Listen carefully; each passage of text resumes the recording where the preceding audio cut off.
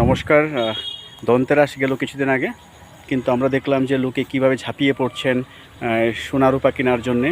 দুর্গাপুজো গেল, দুর্গাপুজোর পরে আবার আমাদের কেনা শুরু হয়ে গেছে সোনা রূপা।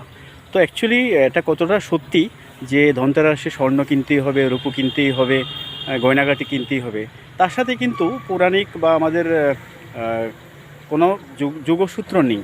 এখানে কথা হচ্ছে কি, আমাদের যখন সমুদ্র মন্থন যখন হয়েছিল, সমুদ্র মন্থনের সময় কিন্তু সমুদ্র মন্থনে যেমন অমৃত উঠে এসছে, বিষ উঠে এসছে, তারপরে বিভিন্ন রকমের ঔষধি উঠে এসছে, সোনা রূপা, বিভিন্ন রকমের মণিমুক্ত মাণিক্য অনেক কিছু উঠে এসছে। তার সাথে কিন্তু এই অমৃত কুম্ভ হাতে করে ধন্বন্তরী দেবী কিন্তু ওই দিন আবির্ভূত হয়েছিলেন, এবং অমৃত কুম্ভ ছিল ধন্বন্তরী দেবীর হাতে। তো ধন্বন্তরী দেবী হচ্ছে এক আমাদের যত চিকিৎসক আছে উনি হচ্ছেন সবচেয়ে আদি বলা যায়। তো এই ধন্বন্তরী দেবীর আবির্ভাব ধনত্রয়োদশী দিন হচ্ছে এই ধনতেরাস। তো ধনতেরাস এই নয় যে আমরা স্বর্ণরূপা কেনাকাটা করবো এইসব।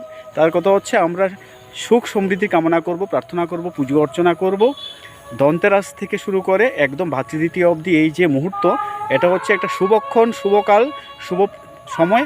এই শুভ সময়ে আমরা যদি পুজো অর্চনা করি, ধন কামনা করি, লক্ষ্মী মায়ের পুজো করি, তাহলে কিন্তু আমাদের মঙ্গল হয়। এটাই হচ্ছে মূল কথা। এখানে যে ধন কিনতে হবে, সোনারূপা কিনতে হবে, এমন কোনো কিন্তু কোথাও শাস্ত্রে উল্লেখ নেই, ঠিক আছে? তো এটা এক ধরনের মানুষের চলছে, এবং দেখাশোনা একজন আরেকজনকে দেখে দেখেই ধনতেরাসের দিন থেকেই কিন্তু ধনতেরাসের দিনেই মানুষে সোনারূপা কেনাকাটা শুরু করছেন। কিন্তু এটার কোনো বাস্তবে কিন্তু কোনো যোগসূত্র নেই আমাদের শাস্ত্রের সাথে, পুরাণিকের সাথে, পুরানো ইয়ের সাথে, ঠিক আছে? এতটুকু কথা বলার ছিল। তো সবাই ভালো থাকবেন।